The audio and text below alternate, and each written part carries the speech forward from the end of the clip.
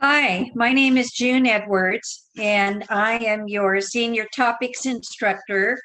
You can see I have a new background today. I hope you like it. And I'm still in the patriotic mood, even though the 4th of July is past.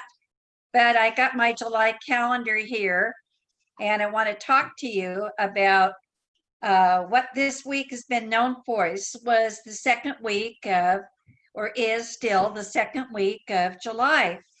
So on the 8th of July was known for the date that the Liberty Bell cracked. Now, the Liberty Bell was a regular church bell. It was one of the bells rung to proclaim that we had a brand new country. And it was a very significant bell. It's in Philadelphia, where a lot of the revolutionary activities took place. And so it was not cracked, but when it had been cast in an iron mold, it had a defect that was not apparent for quite a few years. In fact, it wasn't until 1835 when the Liberty Bell was rung at the funeral of John Marshall. That is when a significant crack appeared in the bell. But because the bell had such historical significance, they decided they better stop using it before it totally fell apart. And so that bell is on display in downtown Philadelphia. You can walk right by it. Of course, it's protected and encased. But you can see the crack in the bell. And it was at the funeral of one of the Supreme Court justices. But at least it was about 50 years before the crack actually showed. So think of it as a wrinkle. I'm kind of glad that I waited a few years before my wrinkles started showing, and hopefully you too. Which I want to tell you now, that was July 8th.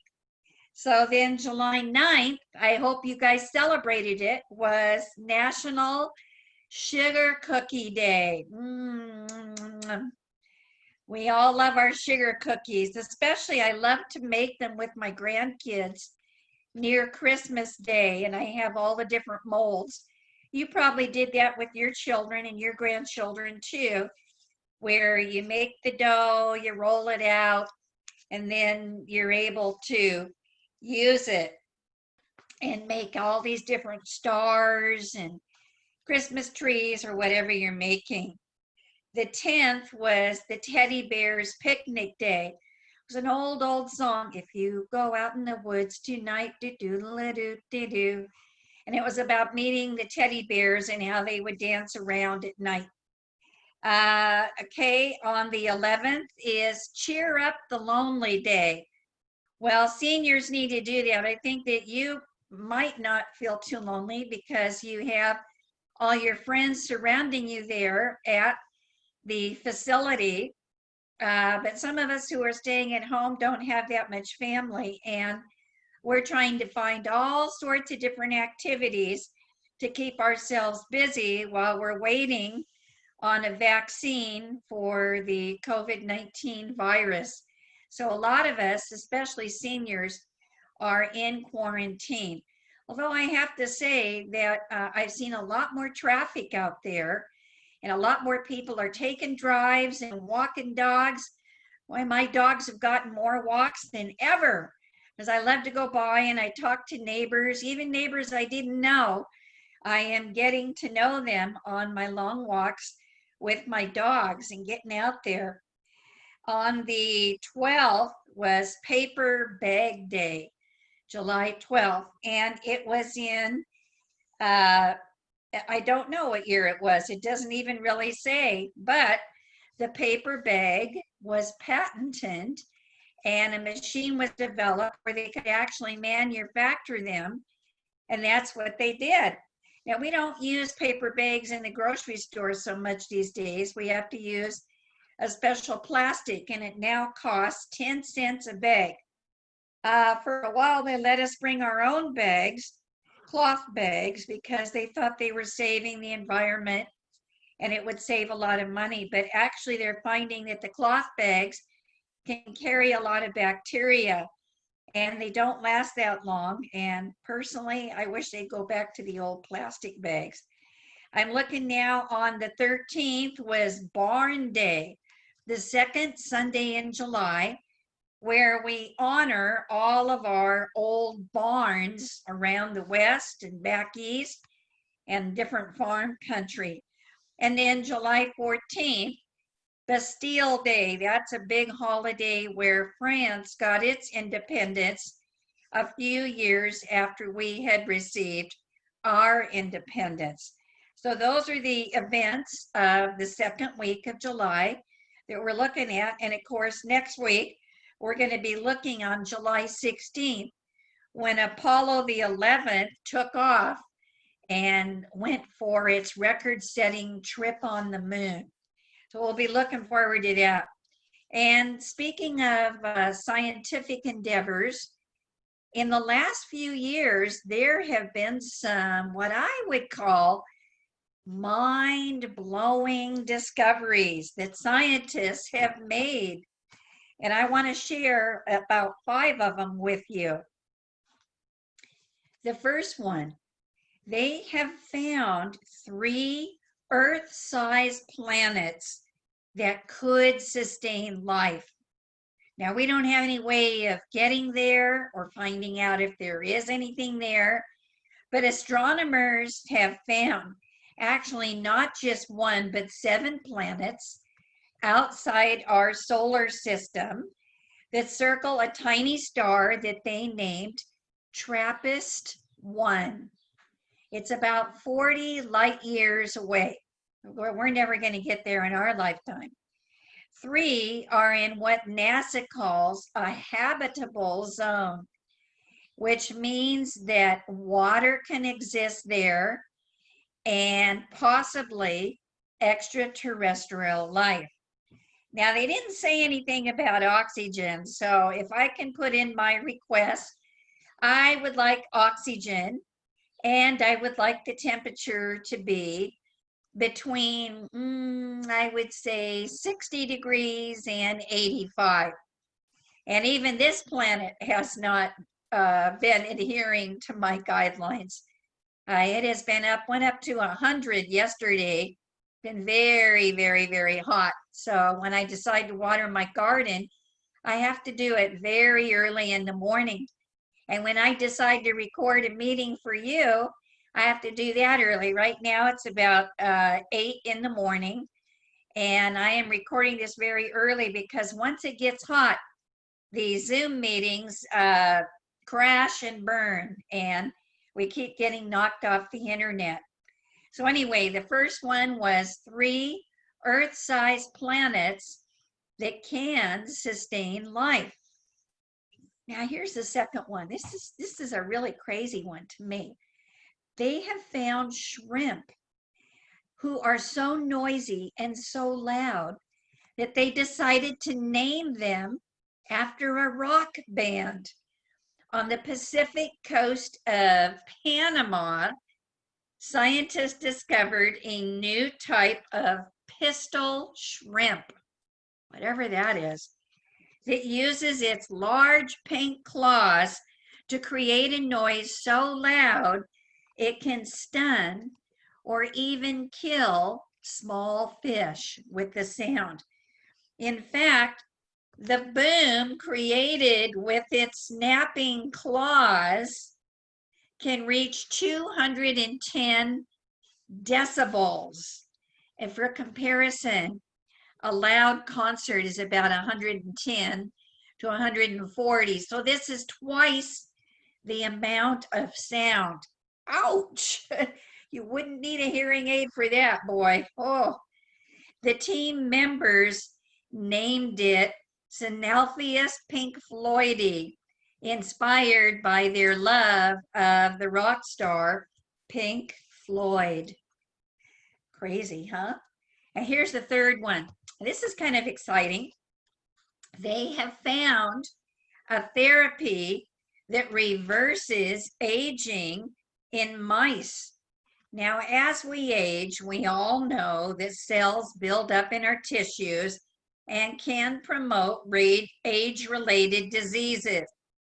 But scientists from the Netherlands have developed a molecule that will purge those cells better than collagen.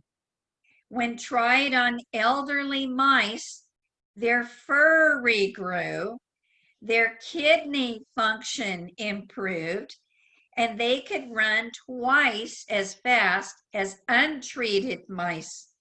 One scientist has called it a landmark advance in the field of aging. Well, sign me up. I'm ready to grow out more hair and look maybe 25 again. I want to keep my brain and I want to keep all I know at my current age, but I wouldn't mind looking at 25. Who was it that said youth is wasted on the young, and that older people have the wisdom? We probably could have handled our youth a lot better.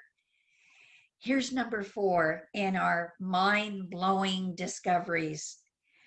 A spray on skin for burn victims. Biomedical scientists have created a device that sprays stem cells onto wounds and helps them grow new healthy layers of skin in as few as 4 days. You imagine somebody caught in a fire or burnt from the stove or a gasoline fire or maybe a forest fire, that they could grow a new healthy layer of skin in 4 days and avoid a lot of the pain and trauma of what they go through normally. A biotech firm, Renovacare, recently obtained a patent for what they've named skin gun. Skin gun. So it's like you point a gun and then you spray on a new skin layer.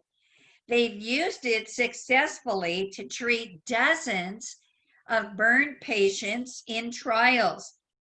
The device still needs FDA approval, but it's a game changer, and it could certainly help eliminate the painful and scarring process of skin grafting. Wow, that is amazing. And one more for today, another mind-blowing discovery: spider venom that can halt stroke damage. A bite from an Australian funnel web spider could kill you in 15 minutes if it's not treated right away. So stay away from those kind of spiders if you're in Australia. Scientists have discovered that a peptide found in the venom of one species may protect brain cells from being destroyed by a stroke, even if given 8 hours after the event. If the treatment fares well in human trials, it may become the first drug that can protect against stroke-induced brain damage. So we've got some great discoveries to look forward to in the medical field. Not only that, I heard good news the other night about a possible COVID-19 vaccine by the Pfizer company, which is a huge international drug company. They have been doing human trials, and they expect to have a very successful vaccine ready to give to people in December. Wow, hey, that would be a great Christmas present. We can get our lives back to normal. Well, I've been thinking, I can't really do any traveling right now. The cruise ships are all down. Not too many people using airplanes yet. The only thing I could do would be a road trip, and I don't think that would be much fun by myself. I'd have to have a friend go along with me, or a family member, I think. I'm going to wait a little while on that since the COVID news is still kind of dicey. But I decided that it's okay to be an armchair traveler. And so I thought, well, how about a trip in our imagination. And we can do it right from here. So the first place we're going to go is New England. And where is New England? Well, it's in the northeast corner of the United States, and it's made up of 6 states: Connecticut, Maine, Massachusetts, New Hampshire, Vermont, and Rhode Island. And each have their own history and culture. And they're not too far from New York City, which has been one of my favorite cities to visit. They have 4 distinct seasons. They have summer, and summer, the average temperature is 80 to 85 degrees. That's not bad. And the nighttime air in the mountains is cooler, so you want to take a sweatshirt. In the fall, which is September through early November, the average temperature is 45 to 50 degrees. And that's when all the leaf hoppers, all the people who love to see the changing colors of the leaves, go and visit there. The fall color starts in Maine and New Hampshire in September and works its way south to Massachusetts and Connecticut, and then down into New York by late October. Winters can be cold. The average temperature is 25 degrees. Whoa, that's kind of cold for this Southern California lady. The snowfall, southern New England snowfall averages around 35 inches a year. And up in the mountains, they can get over 100 inches. But the skiers and the snowboarders, they're not complaining about it. And then spring, April, May, and June. And you want to bring a raincoat because there's usually a lot of rain. And there's also, April showers. Bring May flowers. And then we're back to summer again. So probably the biggest city, if you were going to go to there and you wanted to fly, you would go to Boston. And that's where the major cruise ships go. And they also go to Newport, Rhode Island, where a lot of the richer people have their summer homes. They go to Portland, Maine, and you want to try the oysters, and you want to try the lobster there. And Bar Harbor, Maine, you especially like to look at lighthouses. Who are some well-known people who have lived there? Well, authors included Mark Twain, who wrote Tom Sawyer and Huckleberry Finn, and he lived in Connecticut. You also have Beecher Stowe, who wrote Uncle Tom's Cabin, Harriet Beecher Stowe, excuse me, and then there's modern day authors who live there: Stephen King, John Irving, and Dan Brown. What about presidents? Most of our, well, I won't say most, but many of our presidents were born there. John F. Kennedy, one of the best known, was born in Massachusetts and would vacation in the state of Rhode Island and in Hyannis, Massachusetts. Former presidents George H. Bush and George W. Bush regularly vacation in Kennebunkport, Maine, where they have a summer compound. Former President Barack Obama studied Harvard Law at Harvard University in Boston and likes to go to Martha's Vineyard in Massachusetts.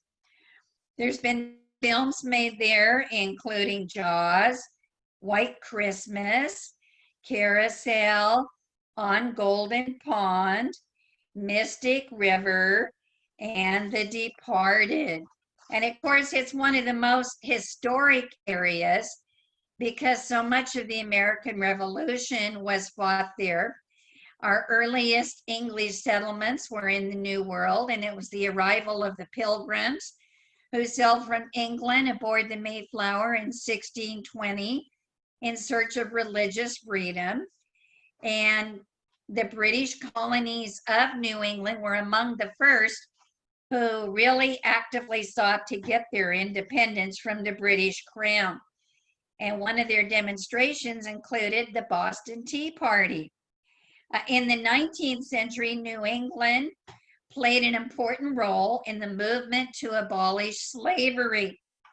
And they have many, many other historical things, and there's lots of monuments, lots of signs that show you where George Washington was and where many battles were fought. Now I've got some pictures and some interesting, unusual trivia about New England. It is a region steeped in history, punctuated by the legendary events of the colonial times. It's also known for its picturesque coastline, mountains, and cities. So let's get to the pictures. And I'm going to show these to you. I'm still learning how to do PowerPoint, so I'm not quite there yet. This is a picture. I'm going to fold it for you, get the ad off it. And it shows that New England, with a half a dozen states, is only slightly bigger than Washington State. It has about 14, 15 million people. And it's only slightly larger, though, than the state. And look at that beautiful shoreline along the Atlantic coast. I've got a couple more. Boston subway was the first in the Western Hemisphere. And then it's got pictures, more pictures of the shoreline. And do you know that there is more shoreline in the New England states than in California? I think it's like 4,500 square miles. Okay, I got that wrong. No, yeah. If you include all of Maine's islands, it has more than 5,000. Now, Maine is nearly as big as the other 5 New England states combined. You can see it has a total area of 33,215 square miles. And it's almost as big as the other 5 states put together. It doesn't look that way on the map, but maps can look really distorted. Connecticut. Look at Connecticut is home, get rid of this advertisement, to the oldest continuously published newspaper. And you can see that's the Hartford Journal. And newspapers and the media are always under a lot of attack, but this is a legend worth celebrating. And it was first published out of a small tavern in Hartford, Connecticut in 1764. So this thing is almost 250 years old. What is the oldest public park? The Boston Commons, where they marched. You realize that among its many historic claims to fame, the Boston Commons is the oldest public park. And this park dates back to 1634, when the Puritans used it as a pasture to graze their local livestock. And it was referred to as common land. Later, they used it to punish people and put them in the stocks. And it still has a whipping post. Everyone from pirates to murderers and witches were hung from a tree in the park. Of course, today we use it for more recreational purposes. Now, New England has made many Hollywood movies. And of course, one of the most famous, because it has so much varied scenery, was Jaws. You remember Jaws? And it has a long, long list of Hollywood movies. The Perfect Storm, Mystic River, Love Story, and The Departed that starred Jack Nicholson. So very, very big on filming movies, giving Hollywood a run for its money. Now, one of our famous places to eat is Dunkin' Donuts. And it's famous around the nation and the world, but it has its roots in New England, specifically in Massachusetts, and it was founded in 1950, that long ago. Today, there's more than 12,400 locations in 46 countries. And how about Harvard? Harvard is a famous university, and during the Revolutionary War, it served as a military barracks, and it housed 1,600 soldiers, which was greater than the entire population of Cambridge at the time. Students, well, they were still learning, but they were transferred to a campus in the nearby city of Concord, about 20 miles away. By the way, a quick note on Harvard: even though they are still doing long distance learning and not having students go back full time to the university, they have already announced they're still charging full tuition, whether the kids are on campus or not. I don't know how the parents feel about that. Okay, presidential birthplaces. This one is John F. Kennedy's home in Brookline, Massachusetts. And 8 of our presidents have been born in New England. Now, I have not seen his home birthplace, but I have seen the one for FDR and for Theodore Roosevelt and for John Adams, which was from New England. And there's several presidential libraries in the area as well. New England, as I said before, has been home to many authors. There's a nice picture of Mark Twain and Emily Dickinson. I forgot to mention her. She lived in Massachusetts. And then Robert Frost. I love his poetry. He had a farm in New Hampshire. Connecticut is also home to the country's oldest public library. And there you can see it. And that is from Salisbury, Connecticut. Along with that, here is a picture of the Von Trapp family from The Sound of Music. And they escaped from Austria during World War II. The movie stars Julie Andrews.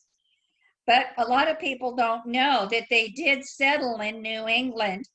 They moved to Stowe, Vermont, which reminded them of the home country they had left behind. And they sang all over the United States, and later after the war, all over the world. In fact, I think they're down 4 generations down from that group, and a lot of them are still singing. Here is a picture of a New Hampshire mountain-held world record of wind speed, because the weather can get very harsh there. The location of the fastest wind speeds on Earth in 1934, 231 miles per hour. And they didn't get that record broken until 1996. So they get some harsh weather there, but if you're a skier and you love the snow, ice skating, a lot of those wonderful things, sledding, really great memories of all those things. Maybe some of you are from one of the New England states, and I'd like you to think about it and see if you can maybe come up with some memories yourself that you remember. You can turn and talk among yourselves, and if your activity director's there, they can lead you in a discussion of where you're from and what you remember. What are some of your favorite childhood memories? Well, I hope you've enjoyed our session today with senior topics. And next week, we're going to go to the South, and we're going to look at the South and see what we can find out about that part of our country. And we'll look at some more amazing medical discoveries in the field of science. Keep your mind sharp, always be curious, and try to stay positive. And I miss you guys. I hope to see you soon. Bye, everybody. See you later.